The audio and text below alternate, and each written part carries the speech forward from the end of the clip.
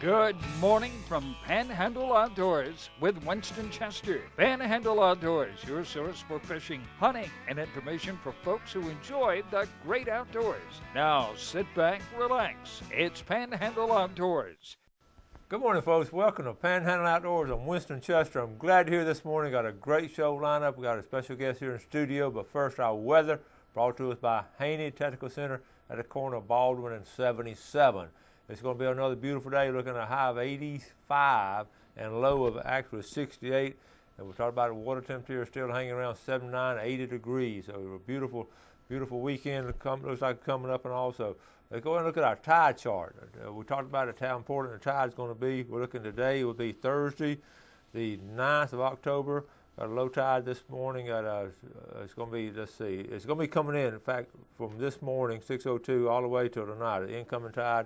And look at tomorrow and Saturday's tide is going to be really strong. So we're going to do a short weather marine forecast southeast out of about 7 and looking good there. So river readings are about where they've been all week. I won't show you nothing going on exciting there, okay? Let's take our break. We'll be right back with our guest.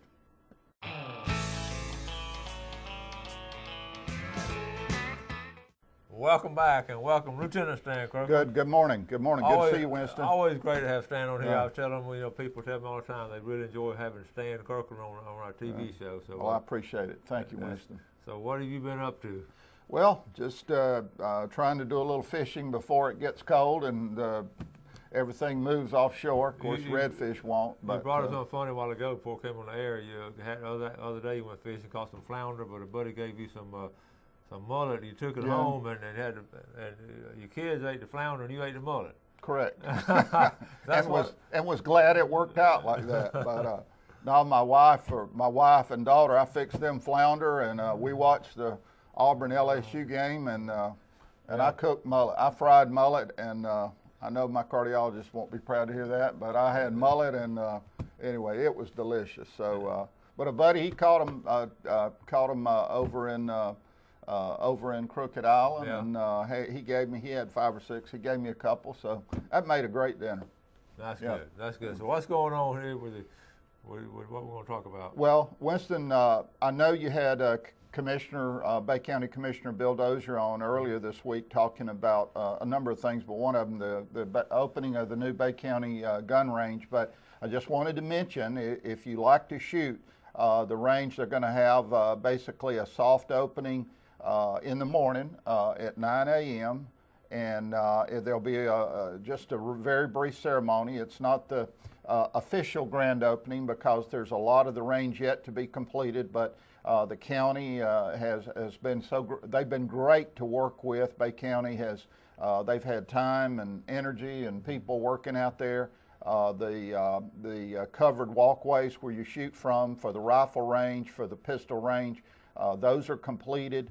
The concession stand and where they're going to have amenities like supplies, shotgun shells, targets, stuff like that is still not completed, but that will all be completed in the next few months, and then probably next year in 2015 we will be starting on the phase 2 or hopefully finishing the phase 2 part of the project.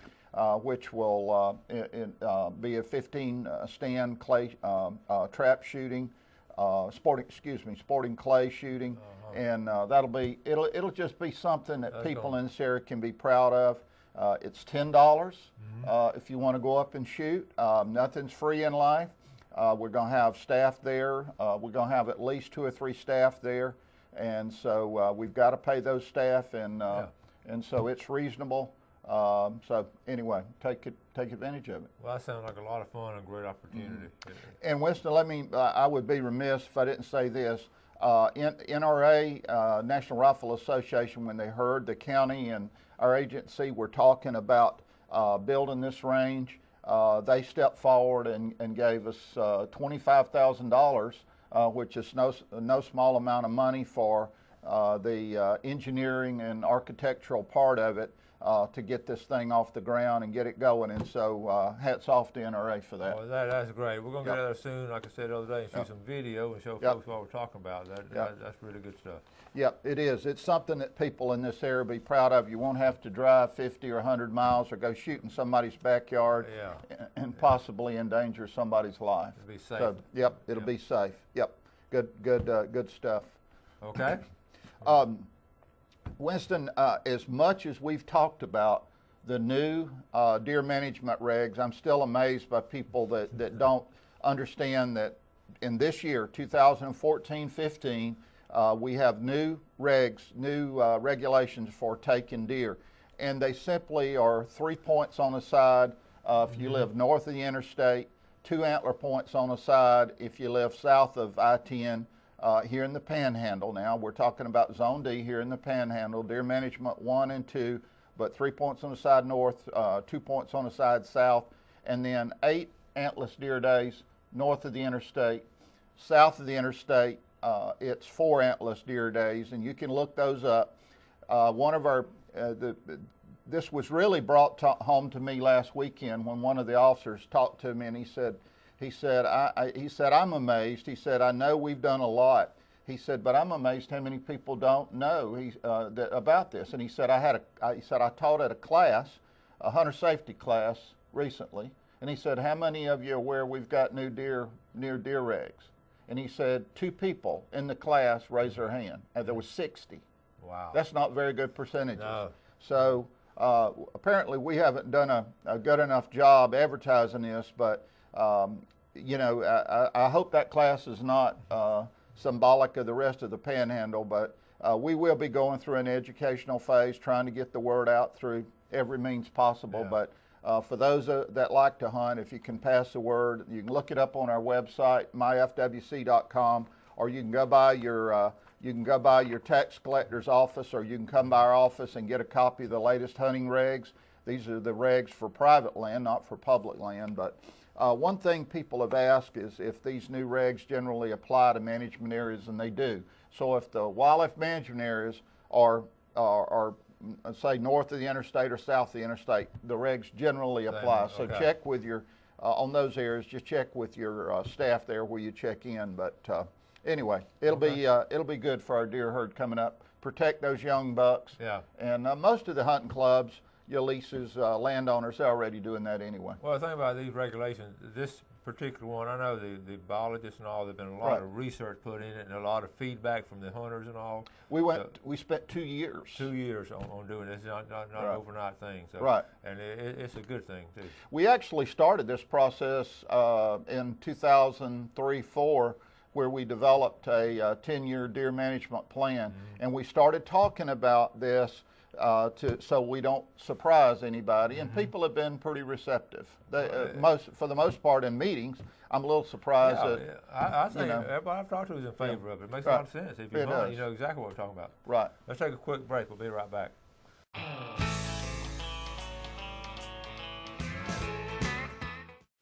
I was sitting here at the table with Lieutenant Stan Kirkland. We're talking about, one of the things we talk about on Panhandle Outdoors. We always bring you, good news and information, and every now and then some reality sets in. And you were talking about something here that nobody likes to hear. But well, we don't want to hear about it, but Winston, red tide has reared its ugly head and is off the latest thing I have advisory from our agency. And by the way, this is posted on our website, myfwc.com. Red tide, they're patches off of Taylor, Dixie, Levy counties, and slow movement predicted to the northwest, perhaps getting off Franklin County eventually. But hopefully with this little cool spell we've had and the wind out of the northwest, it'll keep it out in the Gulf. But they're now even able to monitor red tide with satellite imagery. And now that is dependent on cloud cover. If the period early last week when we had 3 or 4 days of clouds, they were not able to get any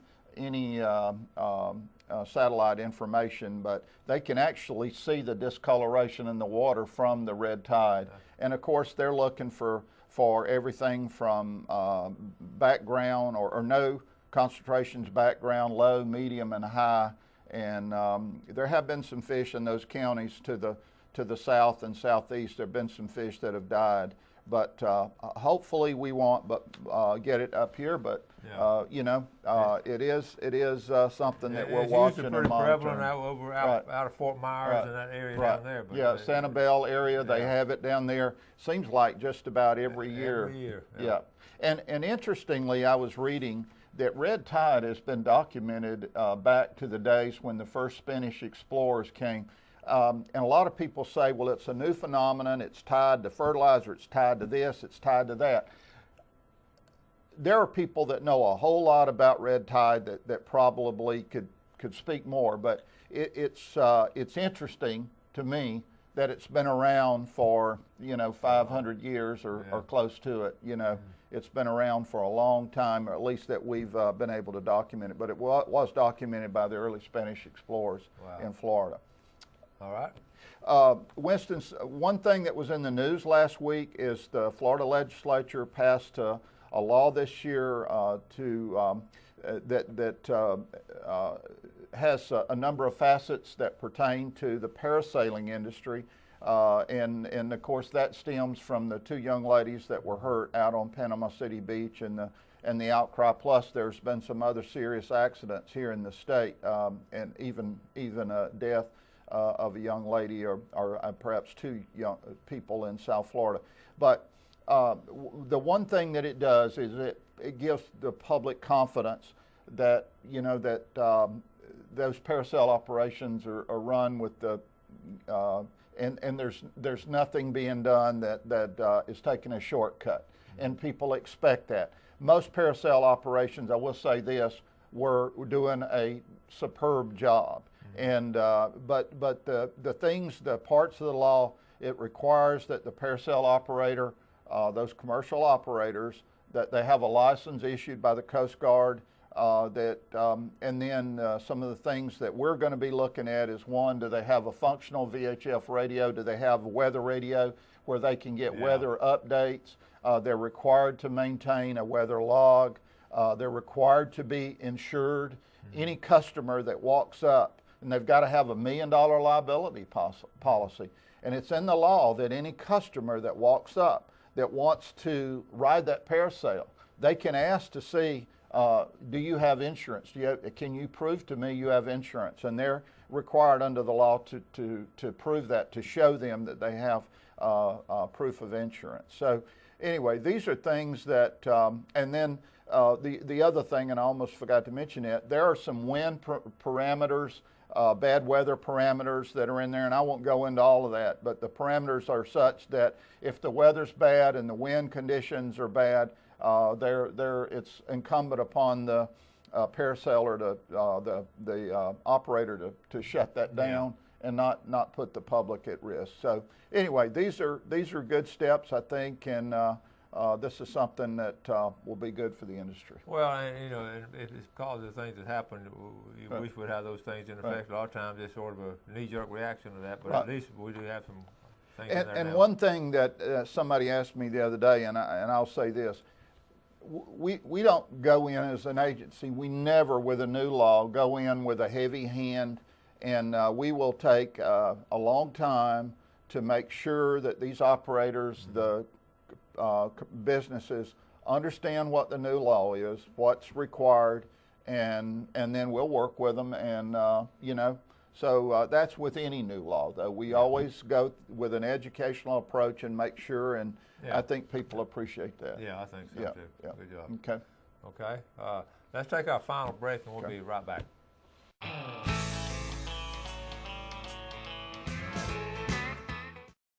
All right, welcome back. So here with Lieutenant Stan Kirkland. Always a bright spot to have him on every month. But before we get back to him, let's look at our fishing game forecast today, brought to us by Mark Cowart of Edgewater Beach Realty. Mark's number is 832-6000. He and Michael are always out there red fishing, and great to hear from them on a regular basis on how they're doing.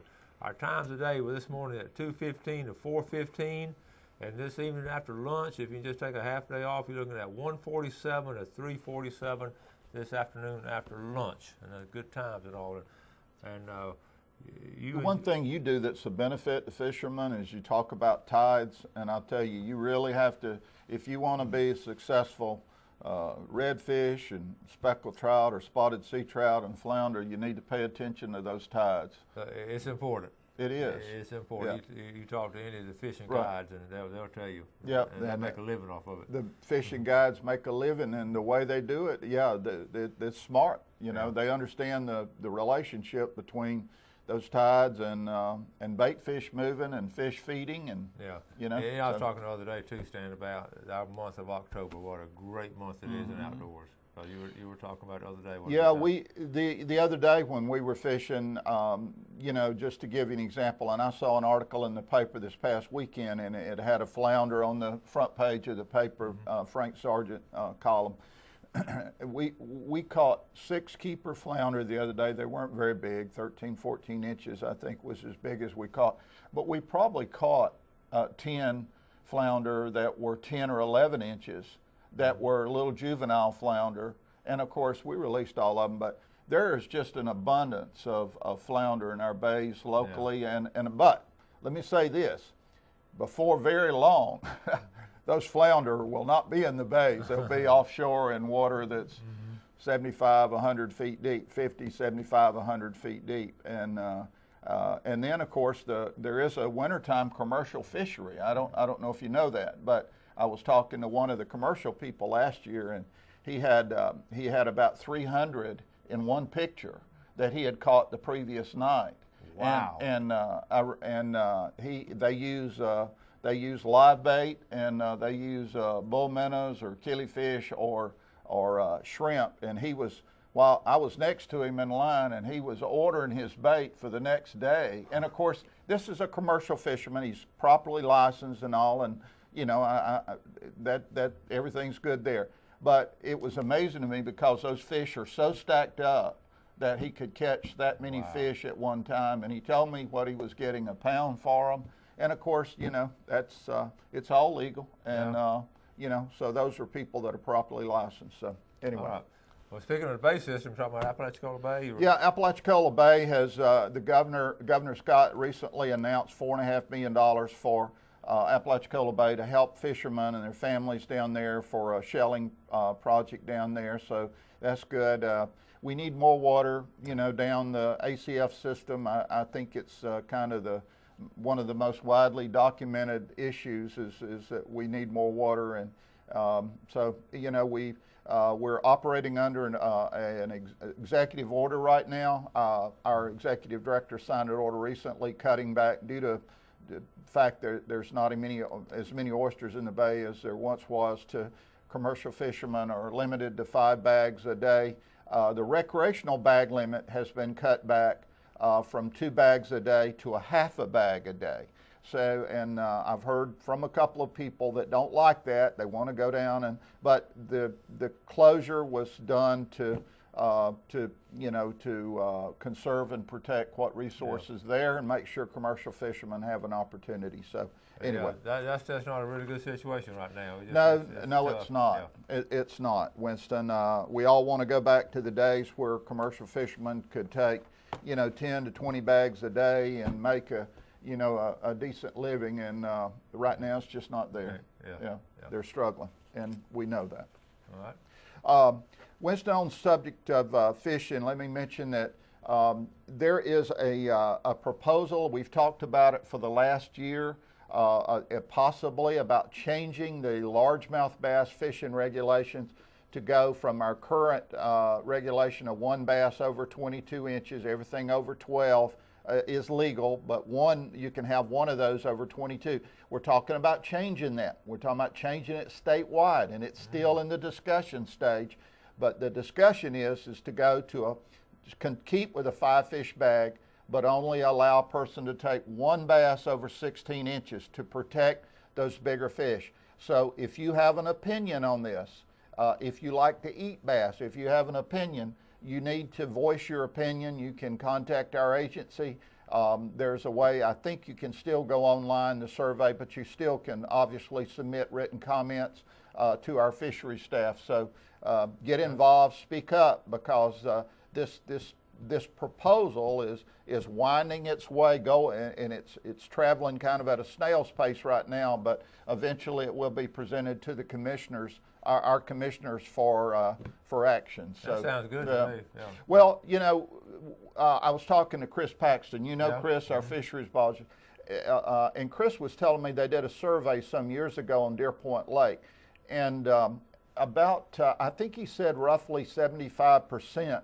And I may be wrong on percentages, it may have been 80, but I think he said about 75% of all bass fishermen on the lake don't even keep their fish. Yeah. They release them. Yeah. And that's quite a change from 25, 30 years ago where, you know, if they were butterbean size, they went, you know, everything went in the, that's good you know, eating went size. in the, there you go. Good eating size. Yeah, yeah. So it's a lot of things have changed over the years, but people are, you know, and I think it's a large part you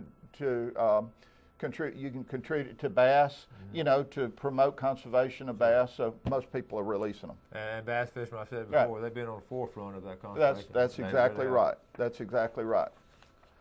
We got any time left? Got a few minutes. Let me mention this. We're having bear issues. We're still having bear issues, and probably will till a long time in the future. We're up to our ears in bears, seems like, in places. I wanted to mention we just had there's been 2 meetings in Mexico Beach. I know Chief Norris down there has been working with our staff because the bears getting into garbage cans and getting into garbage. We encourage people, talk to your service provider, your garbage service provider, about making available bear-proof trash cans. We can't force service providers to provide them, but the customer plays a big part in that. And if you want to solve your problem, talk to your service provider and tell them you need a bear-proof can. The numbers have really gone up. Since 2011, we had 3 complaints in Mexico Beach. Last year, we're up to 17. And just a few weeks ago, we had 17 complaints, and it'll be through the roof this year. Oh, man. Yeah. Okay, we're going to wrap it up. Stan, as always, appreciate thank you. Thank you, Winston. A lot of good information there. Thanks. Way to keep everybody informed on it. And we're going to tomorrow, don't forget a famous Friday fishing forecast. We're giving away some fish and all tomorrow also. So again, thank you all for watching Panhandle Outdoors. You have a great day at work, and always do something good for your fellow man. God bless. Thanks for joining us for Panhandle Outdoors with Winston Chester. Panhandle Outdoors features hunting, fishing, and other activities and information to help you enjoy the great outdoors. Join us next time for Panhandle Outdoors.